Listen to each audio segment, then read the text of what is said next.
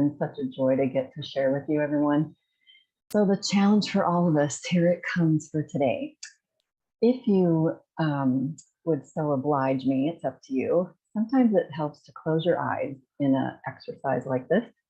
And I would just like to invite you to think about, where are you when you hear the following words: orders, front line, repeat offender, combative, discharged, department, unit, alarm, compliance, non-compliant, manage behaviors, director, and restraint.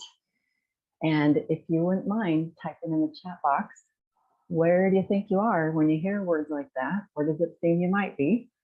I will revisit that at the end when it's my turn again. Thank you.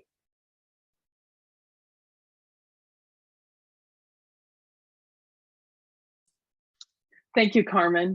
So today it gives me great pleasure to introduce Kathy Owens, our Chief Clinical Officer for Avalon Healthcare. And Kathy is going to talk about managing the new normal of COVID-19 in post-acute and long-term care settings. Kathy. Thank you so much, Linda. And it's such a pleasure and privilege to be with you all again today. Next slide, please. We're going to start with a knowledge question. So the question is, what steps should be included in the approach nursing homes take to manage the new normal status of COVID-19? Screening of residents, staff, and visitors, prompt identification of symptoms, appropriate use of source-controlled transmission-based precautions, ongoing education of staff, residents, and visitors, routine monitoring of the infection prevention and control program, or all of the above. Please select the correct answer.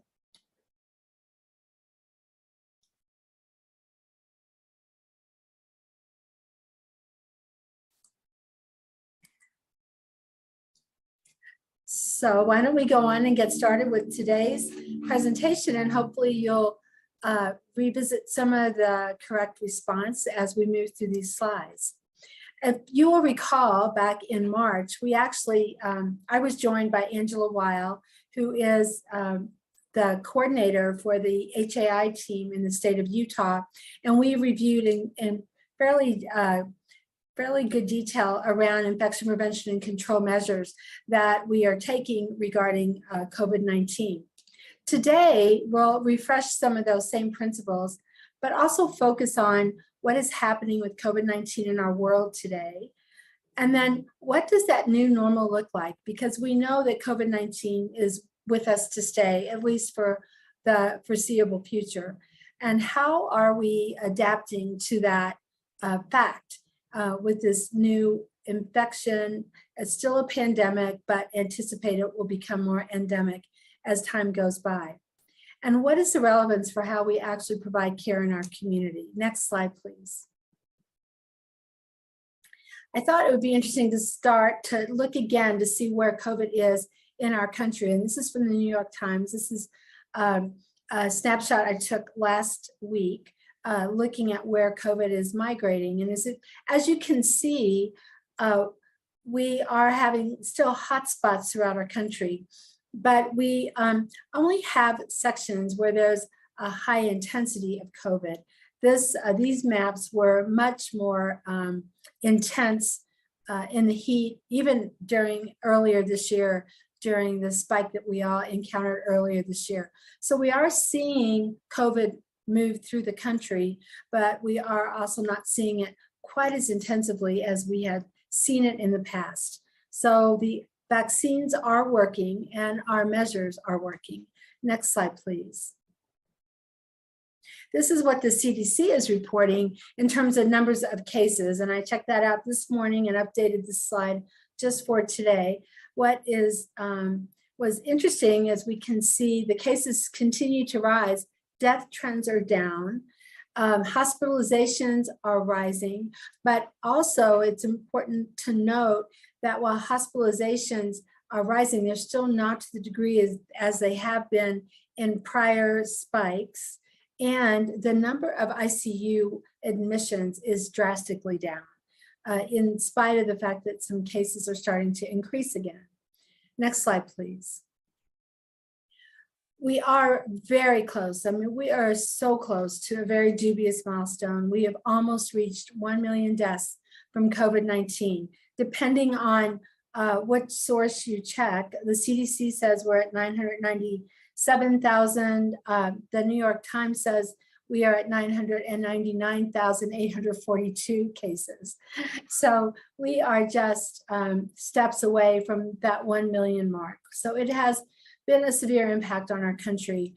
And we have well exceeded the deaths from Spanish flu pandemic, where over 675,000 Americans died from Spanish flu in the 1918 period. Next slide, please.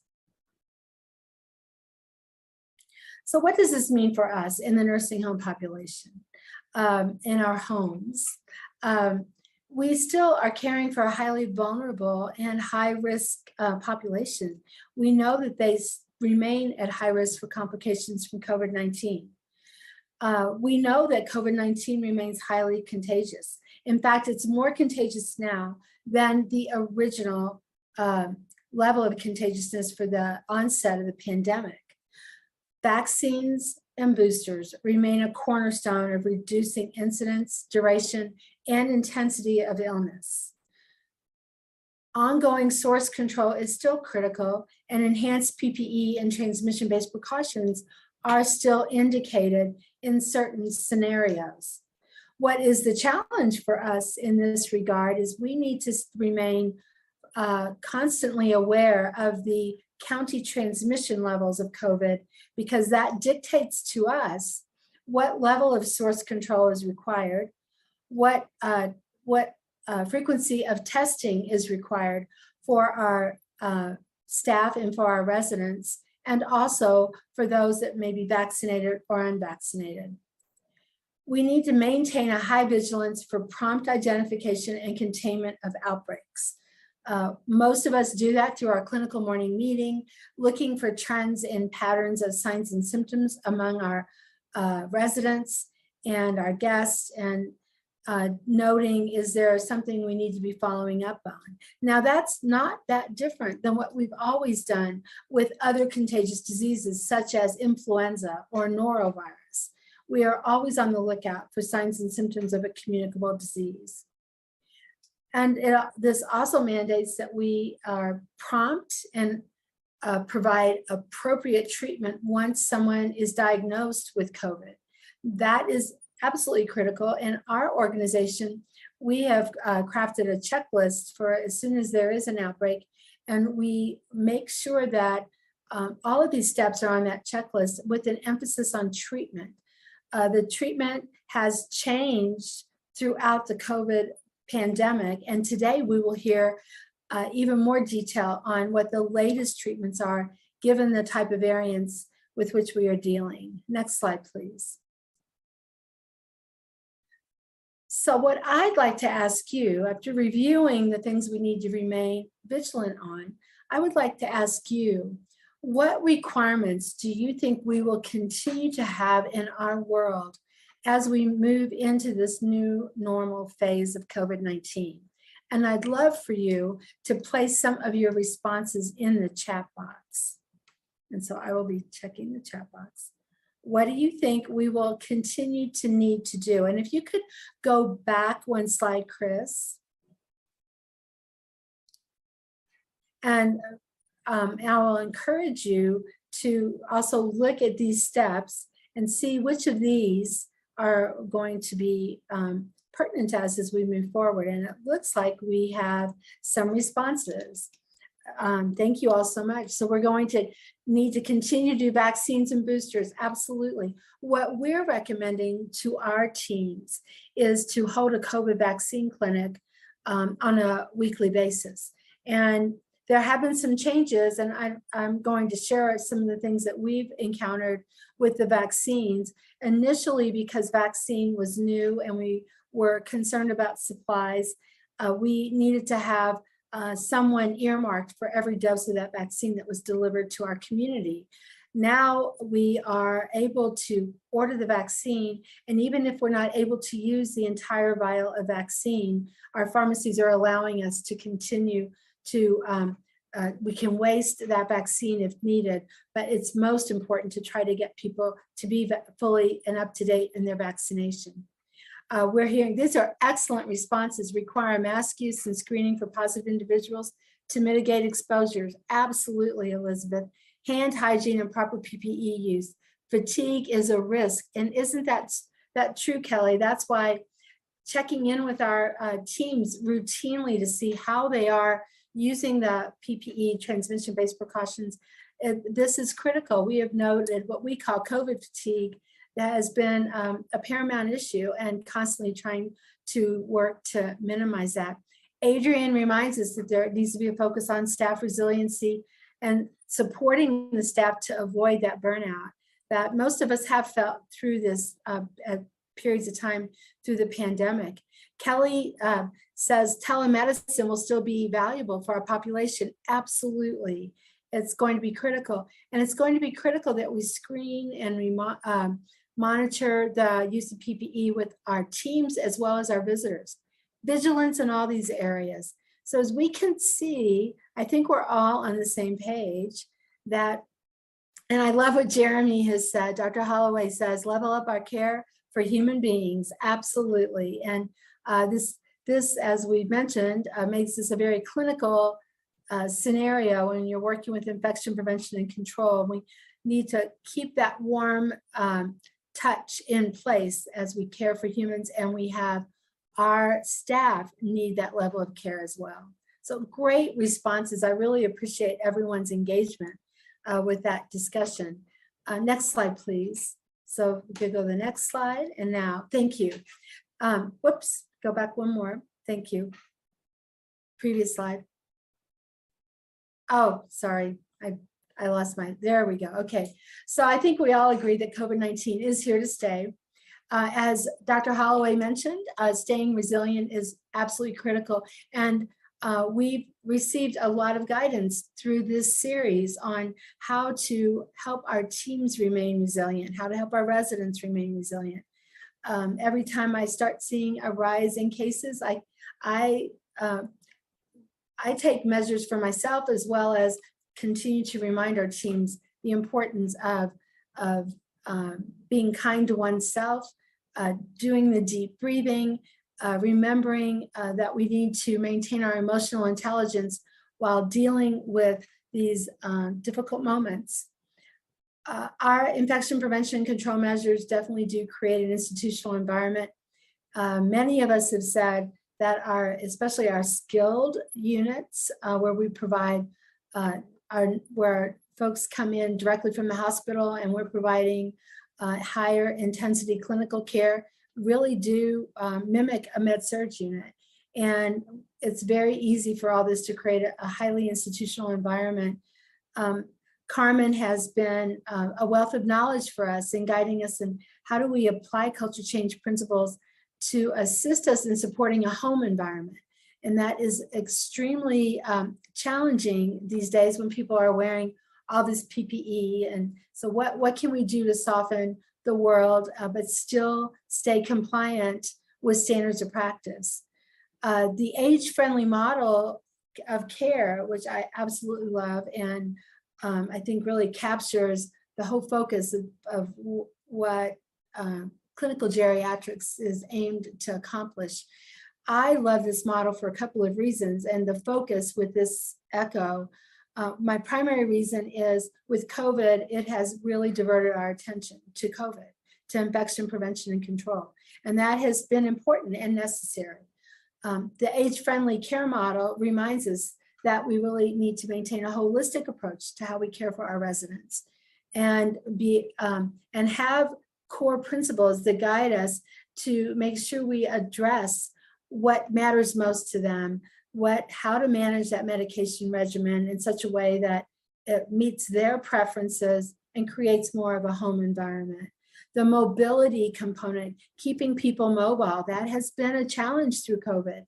And also staying alert to mentation. The challenges of the physical distancing and the use of the PPE, the sometimes challenging pieces of communication can be very challenging to a person's sensorium and cognition. And I love this model, and I am really grateful that this series has embraced it, because it has helped us be able to maintain a holistic approach to how we provide care. So next slide, please. I want to, so this is just a reminder of those COVID-19 measures that are new normal. Continue to monitor. We've talked about that. We're going to continue to test. That is not going away at this point in time. We want to maintain education. We want to maintain that infection preventionist education and certification. Want to be able to understand transmission-based precautions, when to start, when to stop for COVID. And all these principles also apply to other contagious diseases. Always be focused on a proper supply of PPE. We're finding that people get relaxed and they may not continue to monitor that, so maintain a good supply. Don't forget about the annual fit testing requirement for respirators like N95s. Do routine infection prevention and control rounds and check in with your team. Go out, observe, watch how people are doing with their techniques, and coach, teach individuals as you see they may get more relaxed with some of the standards. Really encourage everyone to routinely use the critical element pathway on infection prevention, control, and immunizations.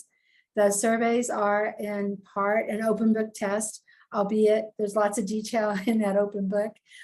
It's a very comprehensive critical element pathway, but it does tell you what surveyors will be looking at, and we need to be prepared to respond to that. And it is a guidance on how do we maintain a standard of practice for good infection prevention control and maintain our immunization tracking appropriately. And please remember to do timely NHSN reporting. That is about to simplify, and I believe it'll start in June. There's some education on that as well available on the NHSN websites, but we are required to report timely weekly on the NHSN reporting website. Next slide, please. And I'll leave you with a reminder to please make sure that you are checking in regularly with your local public health jurisdiction, your local health department. When you are changing whatever your practice is, say your county transmission level has increased from moderate to substantial, then that will prompt you to change how you are using eye protection and how you are testing. When something changes in that vein, please check in with your public health department. Get their approval for the change. We are finding that there is still variability between public health departments. And when push comes to shove, that is what you will be held liable to, is the direction from your local public health department.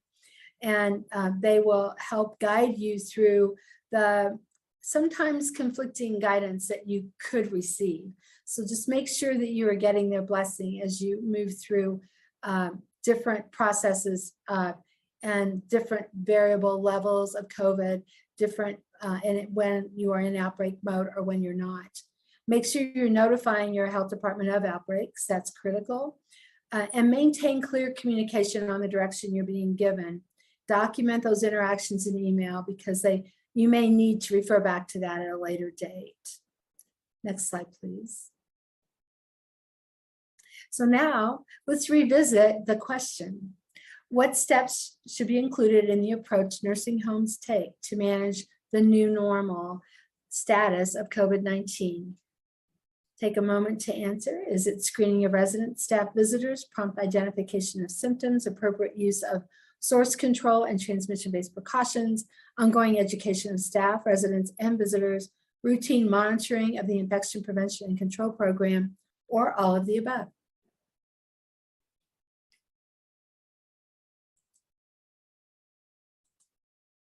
With that, I want to thank all of you for your attention, and I'll turn this back over to Linda.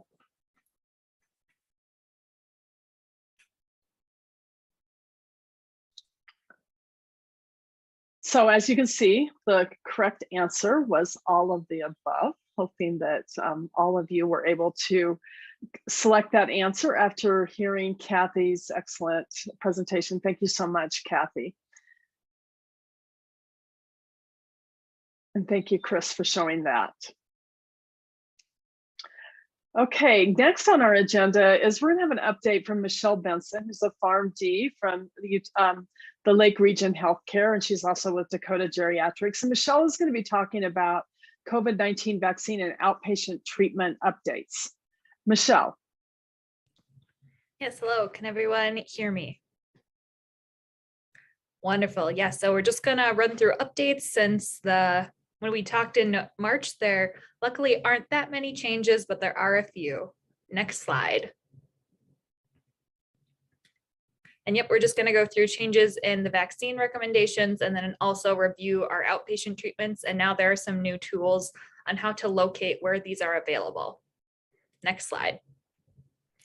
Information in this presentation is still subject to change. Just a reminder, I got some information this morning that it's already out of date a little bit. So just something to keep in mind. Next slide. So COVID-19 vaccination schedule, there aren't too many big changes to this. The change that came out this morning is the FDA just authorized boosters for kids 5 to 11. So kids who got their primary vaccine series can now get a booster dose at least 5 months after their second dose. So if you have a kid who's 5 through 11, know someone who has a kid who's 5 through 11, they can now get boosters. FDA also came out and said, we no longer recommend using Johnson & Johnson vaccine. This was always kind of the guidance, but now it's more of a strict guidance that unless there's no other vaccine available, or someone really says, I will only get this one dose forever, we don't want to use Johnson & Johnson at all anymore. And then I just wanted to bring up, I'm not sure how much we touched on this earlier, the 3 to 8 or 4 to 8 week interval when you're doing that primary series, just for non-immunocompromised 12 to 64-year-olds, you can extend the interval out to 8 weeks. And this is to lower the risk of myocarditis. It is a very rare side effect with the vaccine. It's actually a higher risk of getting that if you have COVID, but kind of the highest risk population for this is males 12 to 39. So if you are getting the vaccine, it's your primary series, you might want to extend the interval out to 8 weeks between your first and second doses to make the very rare side effect even a little more rare. Okay, next slide. Other thing that's come out is there is now the possibility of second boosters. There is only a firm recommendation for second boosters for adults who are 18 to 49 who had Johnson & Johnson for their primary series and their booster. This isn't a lot of people, but if somehow this slipped through the cracks and they got 2 Johnson & Johnsons, you'll want to do an mRNA booster, so either Pfizer or Moderna, at least 4 months after the Johnson & Johnson booster. Everyone else, for people 50 and older, the language is you may choose to receive a second booster at least 4 months after your first booster. And things they say to think about when you want to get a second booster or not, if you have medical conditions that put you at a higher risk for having severe case of COVID, if you live or interact with people who are immune compromised, you have an occupation which puts you at higher risk, which is probably a lot of people in this session, or if there's a high level of community spread where you are. But we don't have as strong of data with the first boosters to make a blanket recommendation for everyone. If you do fall into these categories, I think it's very reasonable to get a second booster, but if you're not in any of these categories, I don't think you have to rush out and get one, although I would never say it's a bad idea if someone wants to get a second booster. All right, next slide. Immune compromise, same thing, just also really stressing we don't want to do Johnson & Johnson vaccines, although these recommendations are all the same, although now kids can also do a booster if they are immune compromised. Next slide. Second booster in our immunocompromised people, they say you might consider getting a second booster dose as soon as possible. So language is a little bit more leading that you should get a second booster at least 4 months after your first booster, although it's still not a firm recommendation. Although if you are looking at someone who is immune compromised, if they are taking immunosuppression medication or have therapy that leads to this immunocompromised state, I would try to arrange it with the provider who manages that, because there are a lot of medications you have to stop or alter if you are doing these doses. So I wouldn't just plan to do it right away. I would decide when's the best time in their therapy if you're doing a second booster in an immunocompromised patient. Next slide. Okay, so our vaccines are still working pretty well. This is our updated data on COVID-19 deaths by vaccination status. We can see our vaccinated individuals are much, much lower than our unvaccinated. There was a Kaiser Family Foundation study. They do a lot of healthcare research that came out. They thought from June 2021, which is when they said about everyone in the US had access to vaccines, to March of 2022, at least 234,000 Americans had vaccine preventable deaths from COVID-19. Those are pretty high numbers that could have been saved if they had gotten vaccines. Next slide.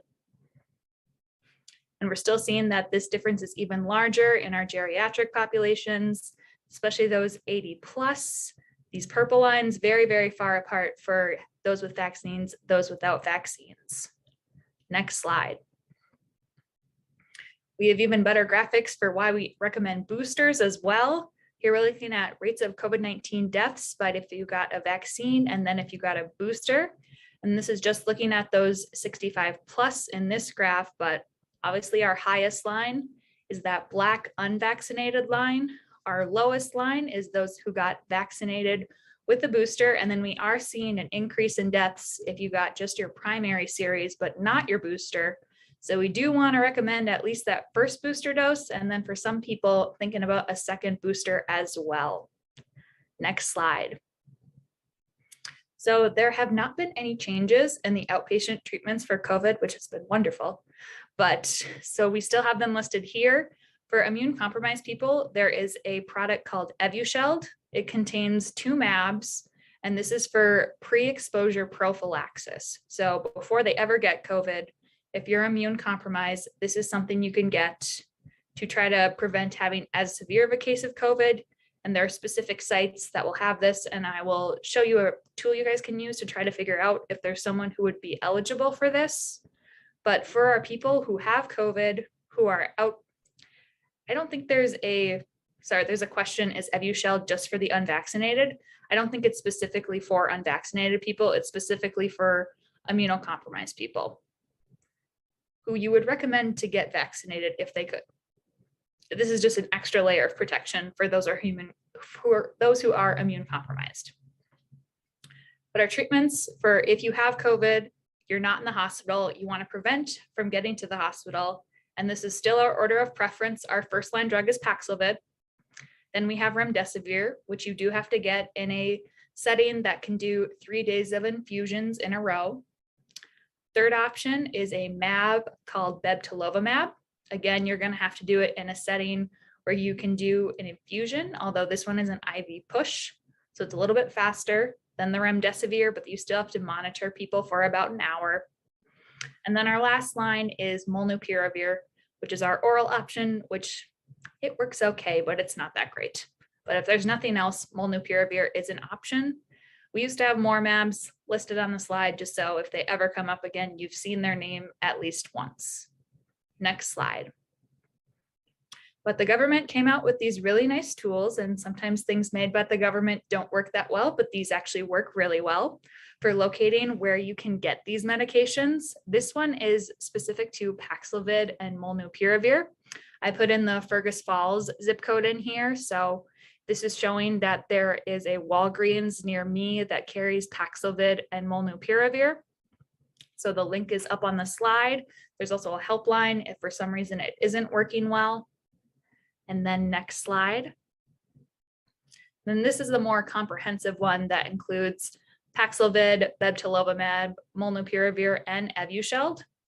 It's a different site. And here again, I put in the Fergus Falls zip code. You can see at our cancer center, they do have access to Evusheld, as well as we have bebtelovimab at Lake Region that we've been dispensing. So trying to find out what's actually in your area, super helpful. Next slide. What questions do you guys have about any changes or not changes, or just questions on anything?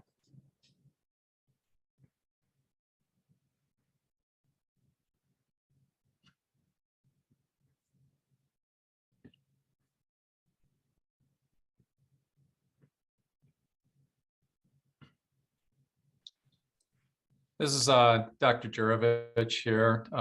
Michelle, I was wondering if you have any thoughts or reflections on the efficacy of the second booster, particularly for the older adults, because I think there's some of the studies from are based on the studies from Israel, and they show that the older you get, the less effective it becomes. So. Yeah, it's hard to say. I haven't looked at the studies myself in a while, but in general, if you are older, your immune system just doesn't work as well as it used to. And we know our vaccines are not long-lasting protection. Our immunity wanes with time. So I think eventually we'll get to the point where we have a kind of flu vaccine cycle where we'll get COVID vaccines on a regular schedule and hopefully get ones that maybe last a little bit longer, at least a year would be ideal. So I do think it makes sense for people who are older, who it's been 4 months since they got their booster. I would lightly recommend people getting a second booster, although I can't say I have this firm data to support that, but I think it's reasonable, makes sense. We do have some data, which is why they're available. Yeah, great. And just to echo, this is a project, but to reflect on the comment made earlier about the vitamin D supplementation in long-term care to reduce falls. There also is some evidence that people with higher levels of vitamin D tend to be more resistant to the adverse side effects of COVID. And so, from a clinical point of view, we try to push anywhere from 40 nanograms to 50 nanograms per deciliter vitamin D. So I've been very aggressively in my clinical practice, getting blood sample tests for vitamin D levels. And if somebody is below 40, the 40 nanogram measure, then we talk about either dosing at 10,000 units or 50,000 units of maybe just as a one-time dose. To get people's vitamin D levels up to par. A lot of people in long-term care don't want to get exposed to sunlight, so they're at risk, for vitamin D deficiency, as are the staff, right? People working double shifts and they don't get sunshine. So same goes for the staff. They should be on vitamin D. Yes. For any of you living that far north. Yeah, Dr. Jurovich, this is Mark Dewey, PharmD that works with Michelle, and I just want to kind of go along with that we kind of see that anecdotally as well, right? That we think people or our facility, maybe we don't have a lot of people with low vitamin D because maybe we're on a low dose supplement and those type of things. But then when you actually check it, it's amazing how many people are in that 15 or lower range, and especially if they're on like a lot of the old seizure medications like phenytoin will increase vitamin D metabolism and those type of things. And then what I wonder in some of the studies, and maybe Dr. Jurovich has read something on this, you almost think about it as we want to have those good vitamin D levels going into having COVID versus a lot of times people are trying to be reactionary and like, oh, now we have COVID, now we're going to push vitamin D levels, and it might be a little too late. It might be that we needed the high levels, prior to getting COVID. Yeah, I appreciate that. And, the, never too late concept is that the idea is that higher dose vitamin D is supposed to be anti-inflammatory. And, the concept there is that, you reduce those post-COVID inflammatory conditions. Again, the theory. Do you guys want to address the question as what is the good dose for vitamin D3?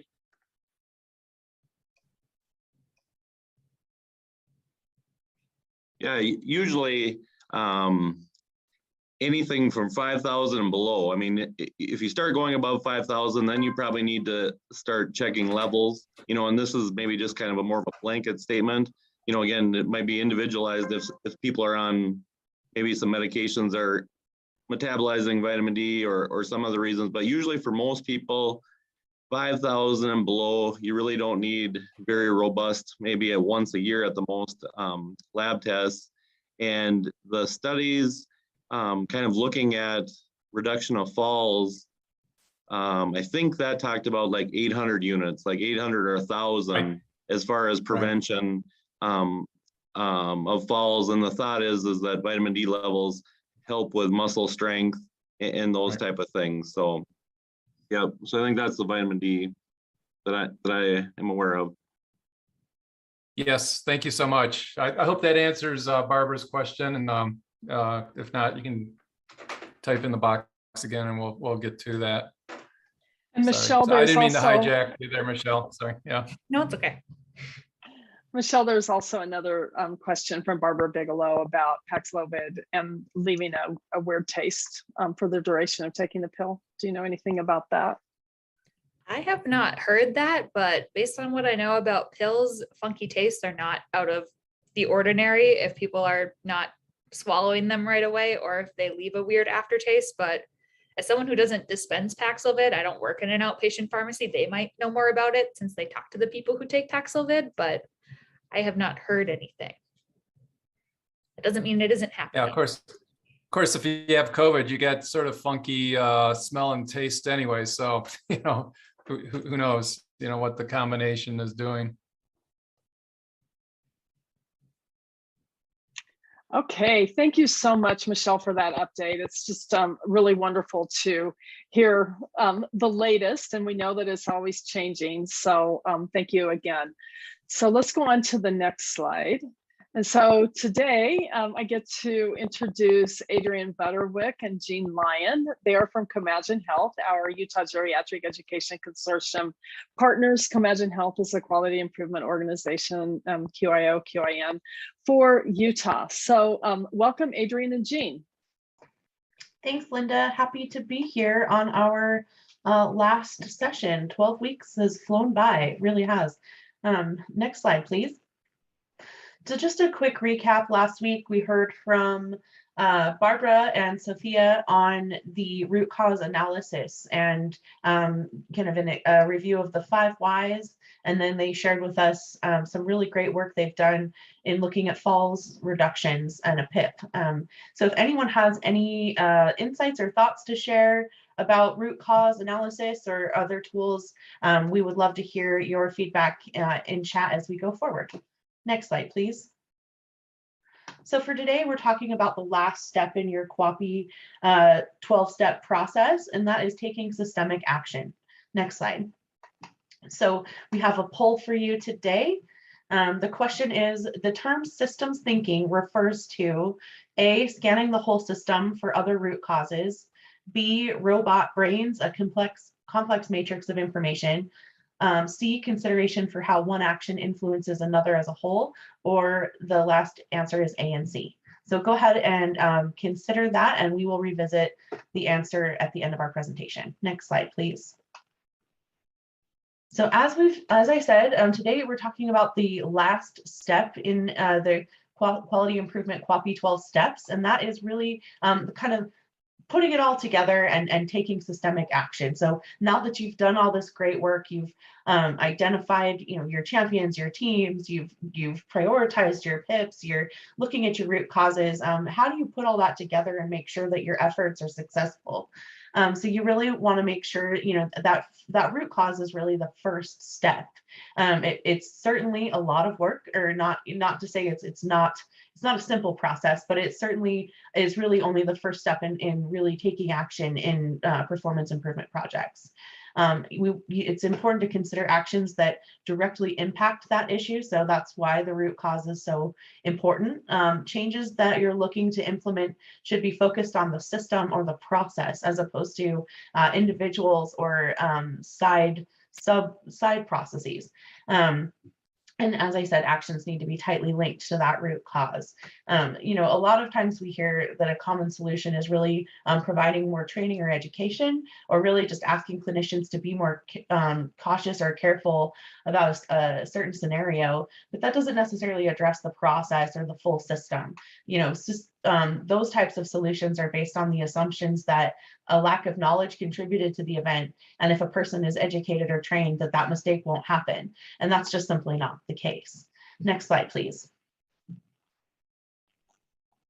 So as we've talked about, your quality improvement efforts, you really just start with those small tests of change. So you really want to kind of look at those actions, start small and start to build that momentum. Some of the supports that you can deploy along the way include using your change those enthusiastic team members as change champions to really help further the work and spread spread that work throughout your system. Keeping in mind sometimes that it's necessary to conduct several PDSA cycles. Quality improvement is continuous and truly doesn't necessarily have an end, right? We are always monitoring, we're always making sure that we're getting the outcomes that we expect and would like to see.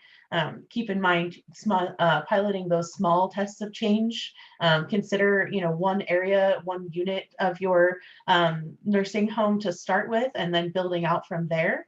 And then also communication and maintaining transparency along the way are just very important. Next slide. So how do you know what actions are going to take you to where you want to go? How do you know which actions are considered effective or good ones for that matter? So the Department of Veterans Affairs National Center for Patient Safety has developed a hierarchy of classifications for actions regarding quality improvement. So they have defined them as weak, intermediate, and strong. Weak actions are ones that depend on a staff member to remember their training or what is written in a policy. These weak actions really kind of enhance or enforce an existing process and are not necessarily implementing that or impacting a system. Intermediate actions are ones that are somewhat dependent on staff remembering to do the right thing, but they do provide some tools to help staff to remember or promote clear communication, and it really just kind of modifies the process, but does not directly impact that process. So as you can see, there are some examples, really common examples of different actions and the classification. So just putting out a new policy or writing a new training is one piece of the puzzle, but is not necessarily impacting the entire system or process. Same goes with the software enhancements and checklists. We hear this a lot, and they are very helpful tools, but they are just one of a many number of tools and actions that should be deployed. Next slide, please. And then finally, we come to strong actions. And these are ones that do not depend on staff to remember to do the right thing. The action, it may not totally eliminate the vulnerability, but it does provide those strong controls that are put in place. Strong actions really change or redesign that process.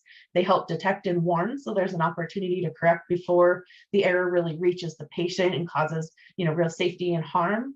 And they may involve hard stops, which won't allow the process to continue unless something is corrected or gives the chance to intervene and prevent significant harm. So essentially, you're preventing future problems by developing and testing really strong actions. And these are some examples of strong actions that can be put in place. And again, keep in mind that this is, you want to have kind of a library of different things that you're working on, and policies and checklists are helpful, but they need to be put in place in an enhancement with the rest of the actions that we're talking about here. Next slide, please. And then just a little plug here from a bit of a soapbox of mine, but just that communication is really important. When we're talking about making systemic change, it's really about making sure that everyone in your organization is aware of the work that you're doing, is aware of the quality improvement initiatives that you have as your priority, that you're focused on.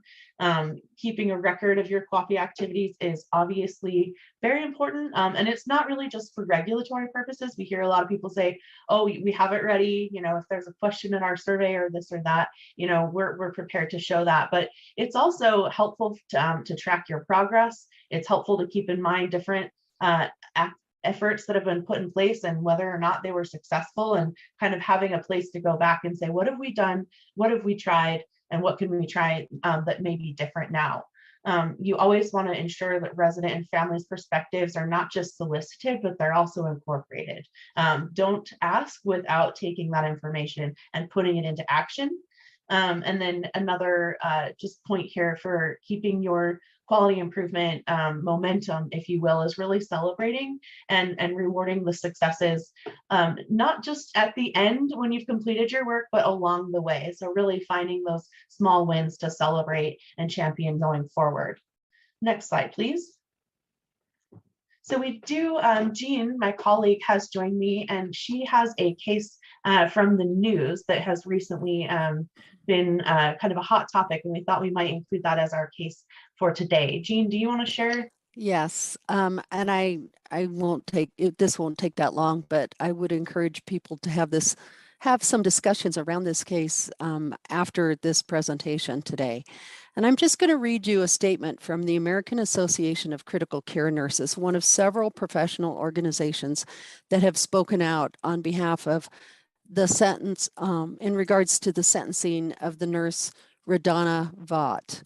On May 13th, last Friday, former Vanderbilt University Medical Center nurse Radana Vaught was sentenced to 3 years of supervised probation.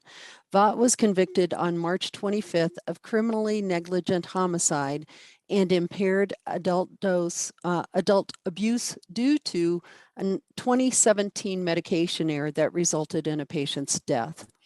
The criminal conviction and sentencing of a nurse for a medical error is a backward step for patient safety.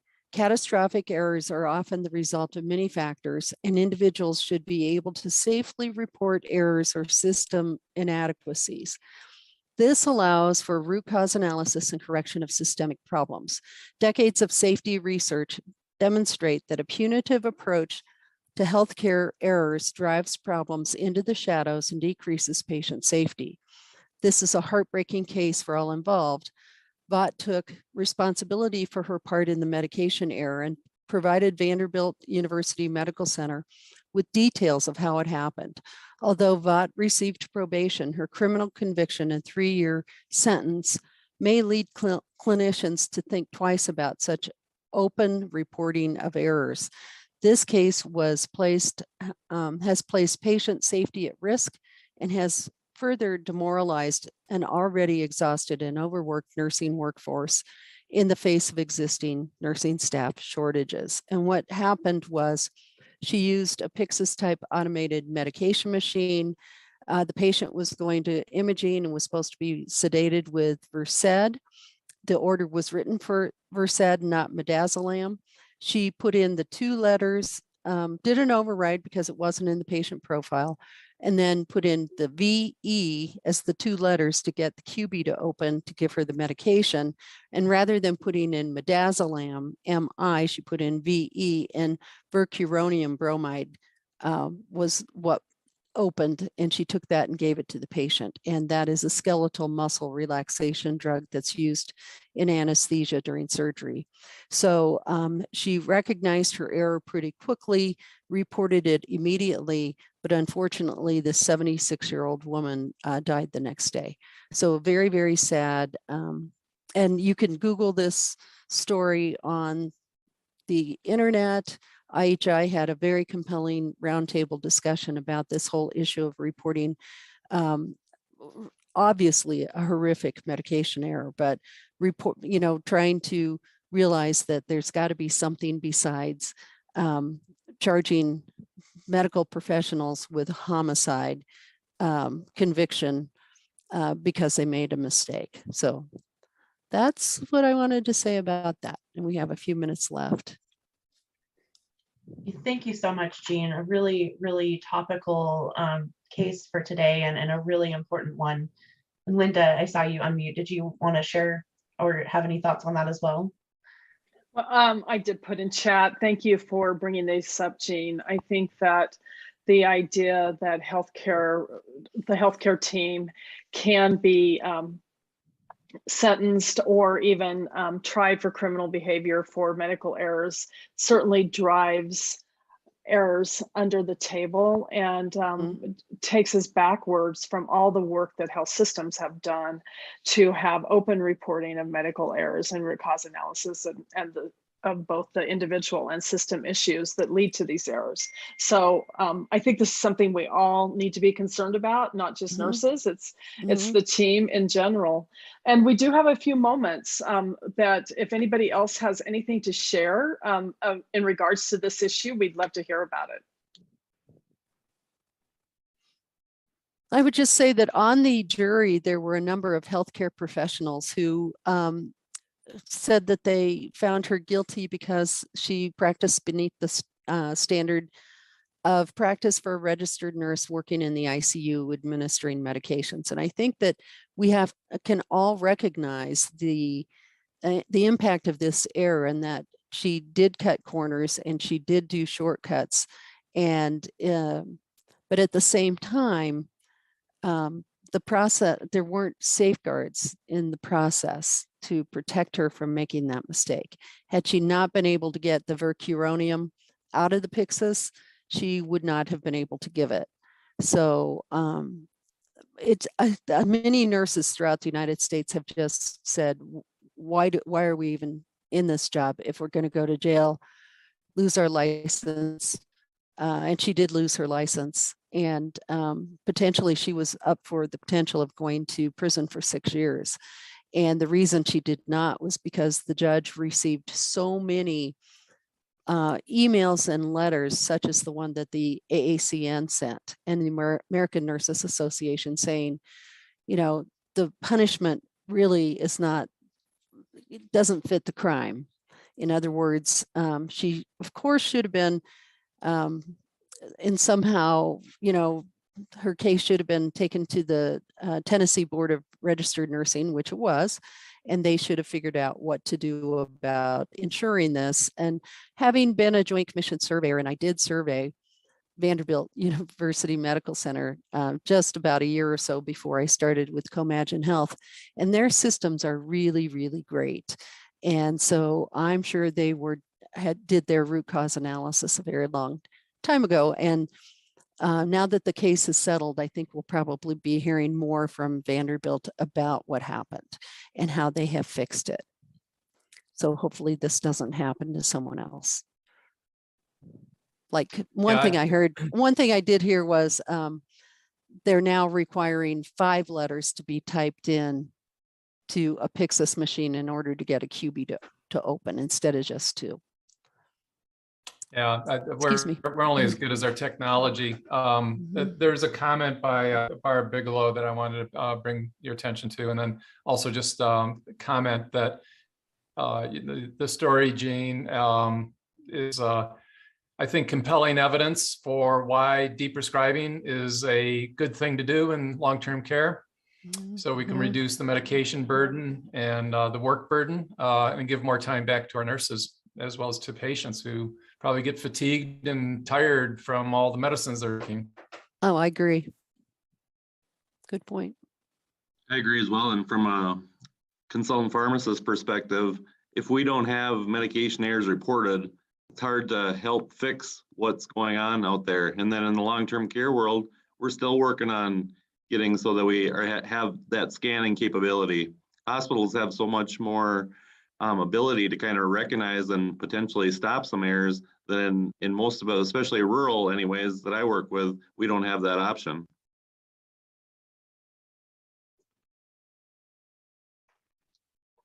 Thank you everyone for your comments and for Jean for sharing that excellent case.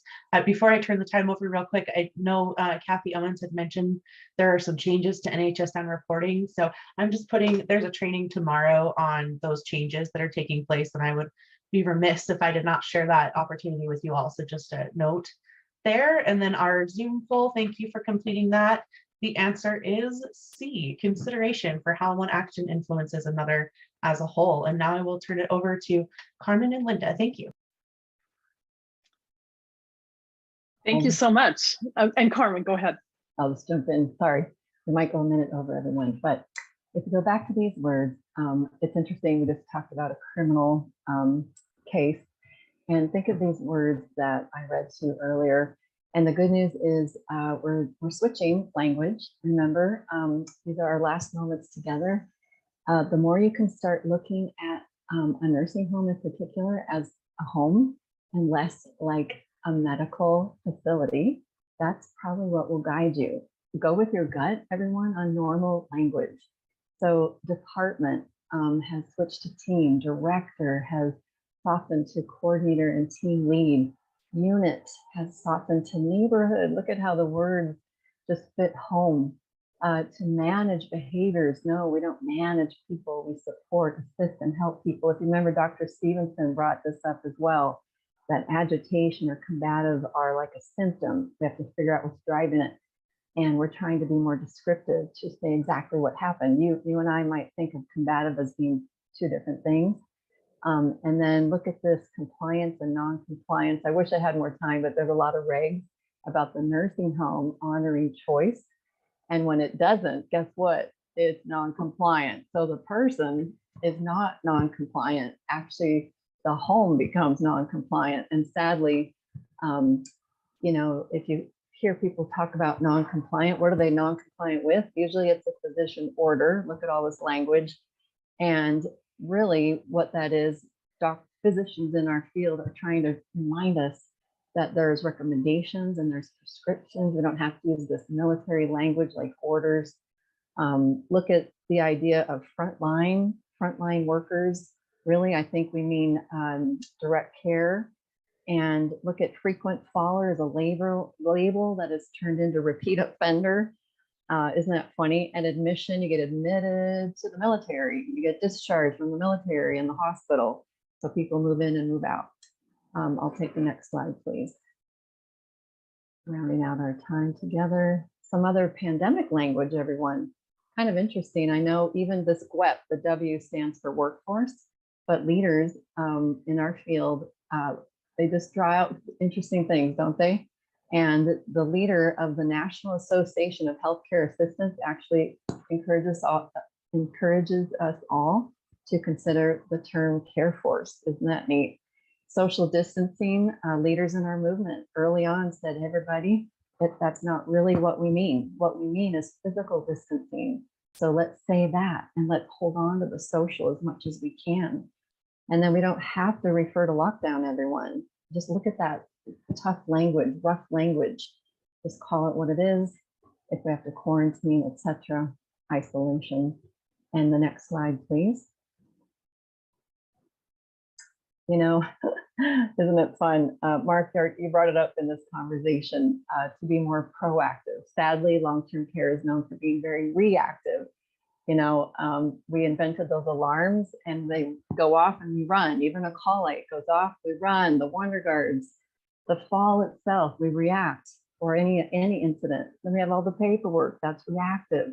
Even the root cause analysis is reactive. Isn't that interesting? So which would you rather be known for? I'll take the next slide, please. So just a last push here for thinking proactively. I'll take the next slide, please. Yep. Notice how it fits person first language, honoring the person, honoring choice. So moving away from patient, even resident, client, consumer. Recently, I heard someone living even in assisted living said, do we have to be called consumers? The seniors joke. How many of you have said this? Give me the discount, but don't you dare call me a senior. So person, individual, older adult, they tend not to offend people. Some teams have moved to neighbor, and you're a new neighbor instead of a new admit. And sometimes it makes sense to refer to someone who's older than you as your elder. Sometimes it's very fitting that way, but elders in general sometimes doesn't fit the crowd. Older people don't want to be called elder, some of them. And there are many younger people in these settings as well. If it's used, everyone, by a group, it's only meant very respectfully. But there's just some things we've learned about language. Be more proactive, person first. And I leave you with this last slide. And that is, think about yourself as having a superpower to be proactive, both to change culture as well as change language. And last but not least, I've been dying to say this the whole time. It doesn't just have to be one infection preventionist. We all can be an infection preventionist. Don't watch and make your Subway sandwich, right? So challenge ourselves to be person first in everything. And it'll always solve you know, the ageist dilemma, what to call things.